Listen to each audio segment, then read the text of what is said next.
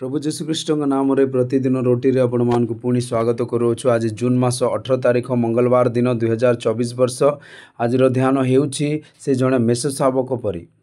परदिन जौन यीशु निकट को आसुथिबार देखिले एवं कहले, देखो ईश्वर को मेष शावक जे जगतर पाप दूर करती।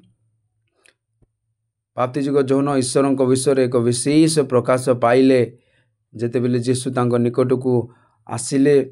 यह प्रकाश जे प्रभु यीशु जड़े साधारण मेष शावक नुहते किंतु ईश्वर मेष शावक जे जगतर पाप दूर करे। हाँ, से होउछन्ति ईश्वर मेष शावक जे निजको समग्र जगतर पाप दूर करिबा पाई एक पाप नैवेद्य भाव में उत्सर्ग कले। आदि पुस्तक प्रकाशन पर्यंत आम अनेक स्थान रे मेष शावक को देखू। जाने जे तुम्हें भ्रष्ट जिनिस द्वारा मुक्त होइना किंतु ख्रीष्ट मूल्यवान रक्त द्वारा निखुण एवं दागहीन मेष शावक परी। प्रथम पितर 1:18-19 पद। पृथ्वी सृष्टि होगा पूर्व से प्रतिष्ठित होइथिले। जदि तुमर प्रभु यीशु विषय भल ज्ञान अच्छी तेबे तुम्हें निश्चय जानिबा उचित जे जगत सृष्टि होगा पूर्व से किपरि मनोनीत होइथिले।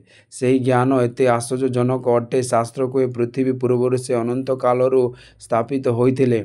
हितोपदेश 8:22-23 पद। मु मोर पितांक सहित प्रिय पुत्र परी थिली।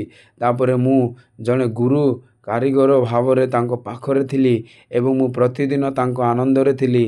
तांको आगरे सर्वदा आनंद करुथिली। तांको वास करुथिबा जगत रे आनंद करुथिली एवं मनुष्य पुत्र मानक ठारे मोर आनंद थिला। हितोपदेश 8:30-31 पद। पृथ्वी सृष्टि हेबा पूर्व मध्य प्रभु यीशु तांको पितांको उपस्थिति तांकर प्रिय पुत्र भाव में उपस्थिति थिले। से मध्य एही जगत रे मनुष्य पुत्र मानक सहित आनंद करुथिले। प्रेरित जौन मंतव्य देइछन्ति, आरंभ रे शब्द थिला एवं वाक्य ईश्वर सहित थिला एवं वाक्य ईश्वर थिले। से आरंभ रे ईश्वर सहित थिले। समस्त जिनिस तांको माध्यम रे सृष्टि होइतिला एवं तांको बिना किछि सृष्टि करा जाय नथिला। जौन 1:1-3 पद।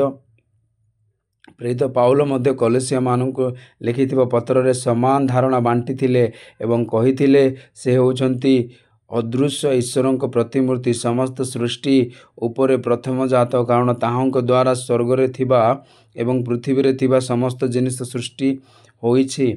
जहाँ सिंहासन अधिपत्य किंबा प्राधान्य किंबा शक्ति हो, समस्त जिनिस तांको माध्यम रे एवं तांको पाई सृष्टि होइथिला एवं से समस्त विषय आगरे अछंती एवं तांको ठारे समस्त विषय गठित होइछि।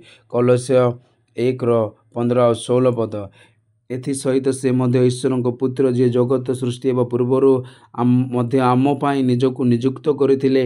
एहीपरि से एही नाम को जगतर मूलरू निहित मेष शावक भाव में ग्रहण कले। प्रकाशित वाक्य 13:18 पद। परमेश्वर संतान गण से तुम पाई मेष शावक सदृश, तेणु तुमर पाप क्षमा अच्छी एवं तुमर भविष्य पाई आशा। अधिक ध्यान करिबा पाई प्रकाशित वाक्य 21:23 पद।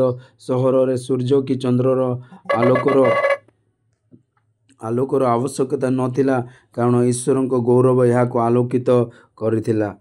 मेष शावक यार आलोक। प्रभु वाक्य आपन को समस्त को आशीर्वाद करंतु। आमेन।